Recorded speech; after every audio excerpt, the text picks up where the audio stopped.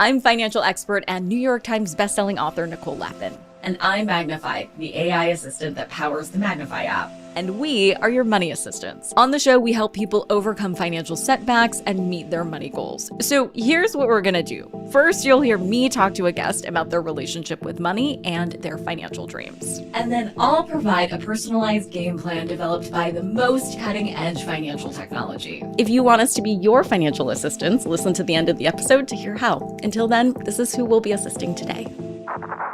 My name is Paola. I make $80,000 a year. I have $30,000 in student debt, and I nearly have my credit card paid off. I am $869 away. I don't have any savings right now, and my money goal is to feel more confident with investing. And where to start is really just understanding all around where to go from there. So Paola, we're going to put your money assistant to work, but we can't, of course, start there. Let's start with your story and how money has played a role in that story and do a little word association game. I'll say a word and then you tell me the first word that pops into your head. Cool? Yeah, let's do it. Money. Avoidance. Oh, investing. Fear. Oh, savings. Goals. Retirement. Freedom. Debt. Stress. Okay, Paola, I'm sensing some financial trauma. Is that fair? As someone with my own financial trauma, my radar is usually on point for that one. Yes, 100%. It's taken me a while to admit that I had financial trauma for a minute, but I've come to a point now where I want to have a better relationship with money. So yes, there is definitely some financial trauma there. Can you tell me a little bit more? What was your relationship with money like growing up? Money was not talked about in my household at all. It was never a table topic. You know, I'm the youngest of 5 girls. Wow. It's interesting how you can live in the same household and have completely different childhoods. My sisters had a very different experience with money growing up. My parents had a business for 25 years plus. And then in 2008, I was around middle school age. And me and my the fourth oldest, saw what it was like after 2008. And we were old enough to understand kind of what was going on, but not enough. But I kind of absorbed it. When I say financial trauma, I do want to clarify, like, it took me a while to admit it because I thought that I was blaming my parents. And I know my parents, they really sacrificed so much to give us everything that we had in life. But, you know, just growing up, it was never a topic that came up over and over. It was always very stressful. And my parents told us, you know, save, but don't trust anyone with your money. And so as I grew up, I always told myself, like, I'm not going to depend on a man. And, you know, I'm not going to, you know, no one's going to touch my money and I'm going to do whatever I want with it. And I realized 4 years ago that I just had to switch it around. I had to really come to the conclusion that I needed to talk about it and I needed to create financial freedom for myself, however it is that looked. Yeah. The only antidote to shame is truth. Yeah. I remember when my family was going through the thick of it, they said, don't flush the toilet unless it's number 2, or like, make sure you turn off the lights. Was there anything like that for you? 100%. Turning off the lights. Oh my gosh, my mom would like scream bloody murder, like turn off all the lights. What really stood out to me growing up, especially in 2008, was, you know, we lived in a really nice house. My parents worked really, really hard. My dad's an immigrant. We lived in a really nice house. My parents, you know, they would give me like a Friday allowance to go to the movies and whatnot. I was like in middle school at the time. And then I remember we just moved. And after that, I remember, you know, this is really vulnerable, but you know, if it helps anybody else, and I'm sure you know, because I've heard your podcast and I've followed you for so long, but it was my mom just, you know, cutting credit cards and just working 4 jobs. And so there was just a lot of vivid pictures that I just remember of saving money, but it was still not talked about. So it's almost like you're living in a movie behind the scenes and nothing is being talked about. And I wasn't in a position to work yet. So as soon as I turned 16, I was like, I need to work. I'm going to get to work. And I did. I started working when I was 16 years old. And I knew that, you know, I never wanted to burden my parents with providing me with financial resources. And I was kind of squeezing money at that point. I was like, I don't want to let it go. I'm holding on too tight because I don't want to go through what my parents went through, even though that's, not fair to say because they sacrificed a lot for that. Were they invested in the stock market, or did their business struggle just because everything was struggling during that time? That's such a good question. I don't know if my parents ever invested in the market. I remember my sister was getting into investment. I was probably in high school at this time, and get you, my older sister and I are like 7 years apart. But I remember that she invested with a friend of a friend that knew someone of something, right? And she invested all her savings. It was like a couple thousand, and it was gone. Like from one day to the next, it was gone.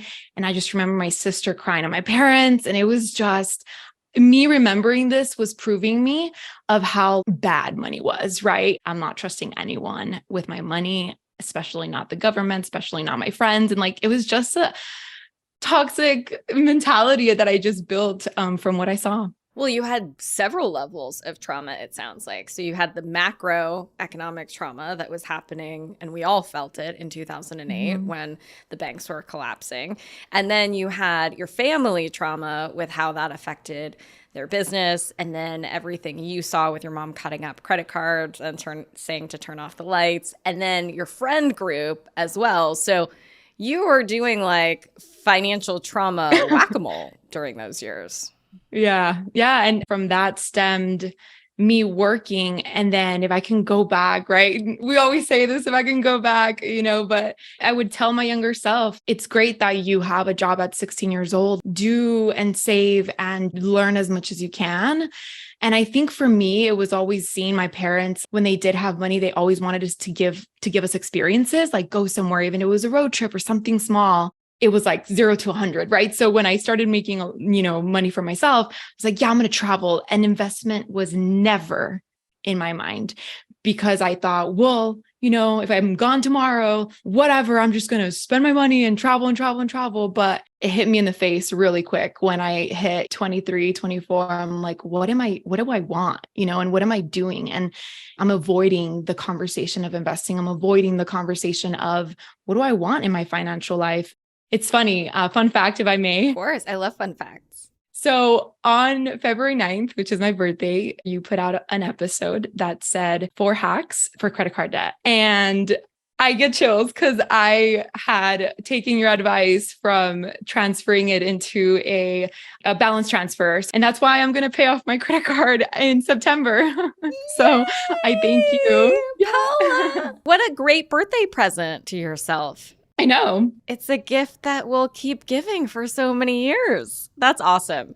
I'm so proud of you. Thank you. Yeah, stars aligned for sure. I was like, I needed this episode so hard. Oh, I appreciate you. I appreciate you. And I think your future self is going to appreciate all of the positive things that you're doing today to set yourself up for tomorrow. And just because you didn't start until a certain age doesn't mean that you don't have so much more time in front of you. You're never as young as you are today. So I guess for me, when I was going through financial trauma, I tried to forgive my former self for all of those frivolous things that I did once I finally got money, because I felt like I was deprived for so long. So I just went crazy because, right, to your point, YOLO. Yeah. And so I had to come to the realization, it sounds like for you as well, the hard way, that financial habits are somewhere in between I'm going to live forever and I'm going to die tomorrow, right? Like usually we hang out in one of those two extremes. And so the sweet spot is in the middle. Yeah, I am seeing slowly the light of being able to have both, because ideally it would be nice to be able to be like, hey, I can take trips and not feel guilty, and I can invest at the same time. And I just really need to find the comfort in that. And my partner, he's, really into investing, and he's really into the market, and he's kind of pushed me. He knows that obviously it's a hard conversation to have in general about money, but he's done an amazing job to really be able to understand my past and really just, give me a little love nudge, if you will. I love that. Okay, partner. Thank you. Yeah.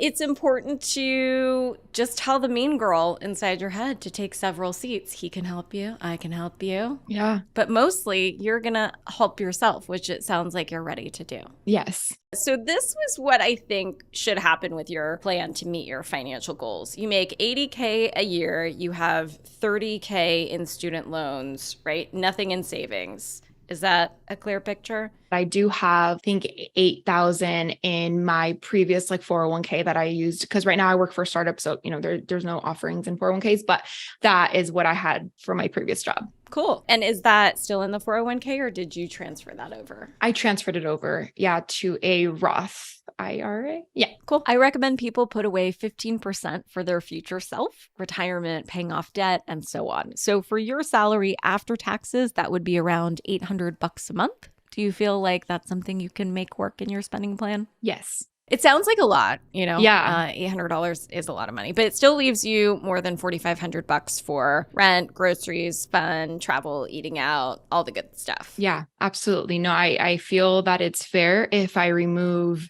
all the eating out that I should not be doing as much. I feel like I can save definitely $4,800 a month. Don't go cold turkey, by the way, because then you're just going to end up a year from now being like, I was so good. Let me go to this 8-course tasting meal, spend a few K just because I was so good. Right. But yeah, I think that you have to invest in yourself while giving yourself small indulgences along the way. Valid, which is the goal, which is hopefully the goal. You and I are on the same page. Cool. So there's 3 to 5% counting against you for your debt. Yeah. But if you invest, you could be making 8% in the stock market. So it's really just simple math. 8 minus 3, and at the end, you'll make 5. You just subtract what the interest rates are. So historically, the stock market goes up 8 to 10% year over year. And I do want you to pay down your debt ASAP. But with the difference between the interest rates, that 8% growth if you invest, and then the 3 to 5%-ish cost on your debt, the growth on your investments will overall outpace your debt. You won't get the full percentage that you would be getting if you didn't have to subtract the percentage of debt, but you still will come out ahead. Do you see what I mean? Yeah. So you're saying essentially what's left over, I would not be getting the maximized return on my investments because I have to reduce the debt from my student loans. That's right. So if you didn't have any debt, you'd be making 8% a year. If you're paying 3%, you'll be making net, at the end of the day. That's fancy Wall Street speak for just saying at the end of the day, you'll make 5% because you'll subtract 3% from the 8%. If you had debt that was 1%, then you would do 8 minus 1, which is overall 7% that you would make. This is the reason I love you and your podcast, because you say it so straightforward, so direct, in English, which I love. Thanks, sister. I wish I could do it in Spanish. I mean, hey, I can translate to my family, to my sisters. My sister loves you too. Which sister loves me? Because you have 100. The fourth one. She and I are on the same boat because we're so close. So we kind of see money the same way because we both remember. But the fourth one, her name's Melissa. Thanks, Melissa. So this is for Melissa too. So let's just, for easy math, say you're taking $800 a month and you're investing that in your future self. So I would put, I don't know, let's say $500 a month toward paying down the debt, $200 a month into the market, and then, $100 into a high yield savings account for emergencies. So as soon as you pay off the debt, then you would put a big chunk of that into investing. And that's where you're going to start growing your money. If we take a look at how that will impact future Paola, she will be debt-free in under 6 years, assuming that higher interest rate of 5%, not 3%. It will be faster if it's really mostly at 3%. But I always like to be really conservative and beat expectations versus feel disappointed. And future Paola would be on track to have over $1 million in retirement. How does that sound? Wait, what? Okay.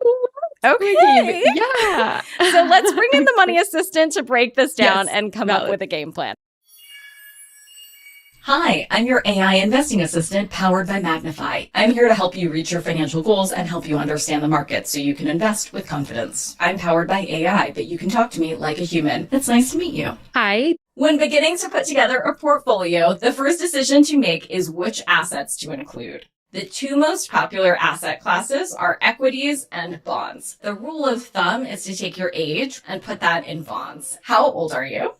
30. I'll set the weight of equities at 70% and your bond ETFs at 30%. Does that work for you?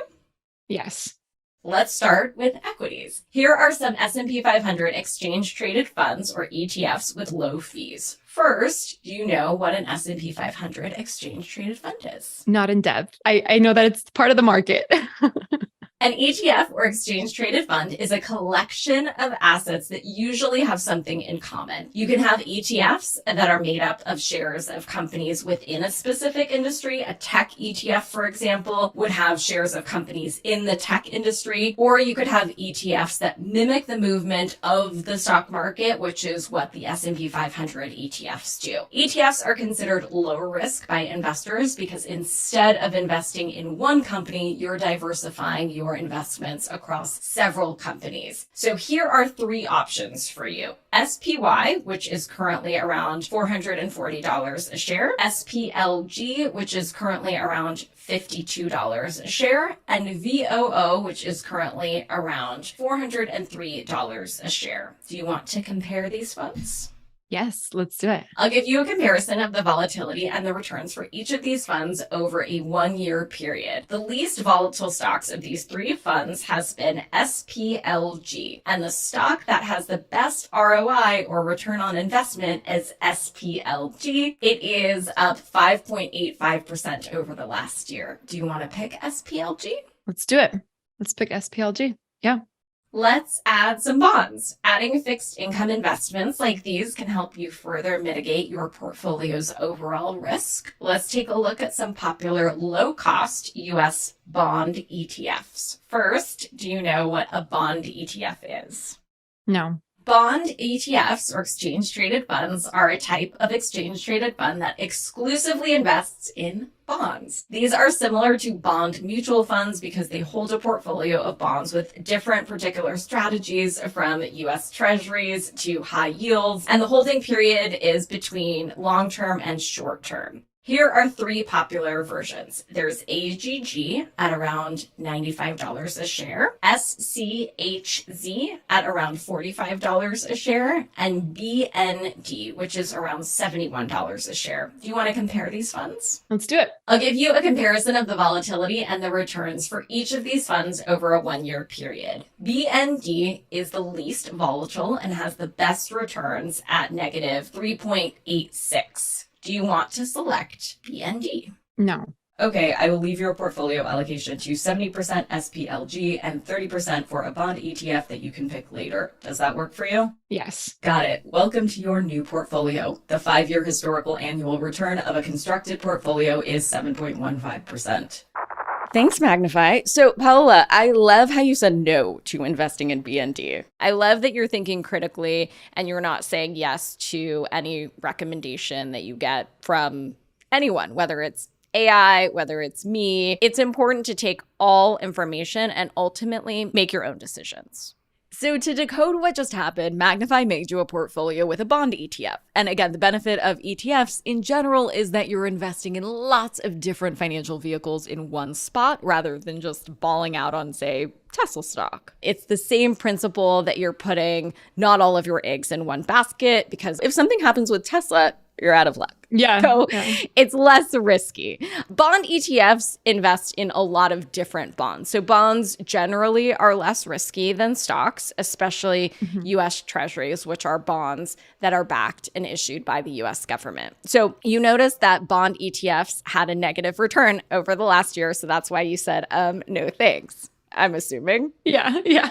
Right. So the share price has gone down. pros do expect it to go up. But with US Treasuries, the US guarantees a certain return that they tell you up front. So for example, you can buy a 6-month Treasury bond right now that's yielding at 5.53%, and that's guaranteed by the federal government. So with your financial anxiety, having that bond allocation being in Treasury bonds instead of bond ETFs might be actually a better fit for you because you know what that exchange is going to be. Hey, government, I'm going to give you a certain amount of money. You're going to give me this predetermined amount that I'm going to get back my whole chunk of money plus that interest for the privilege of giving you my money for a certain period of time so you could do whatever you want with it. So it doesn't fluctuate in the same way as an exchange traded fund would. And you can buy Treasury bonds directly at treasurydirect.gov, or you can go through your brokerage account. For that 6-month Treasury bond, for instance, at 5.53%, which is honestly really great, and I've been buying a lot of Treasuries lately, I can touch that money for 6 months. It kind of works like a CD at the bank. Got it.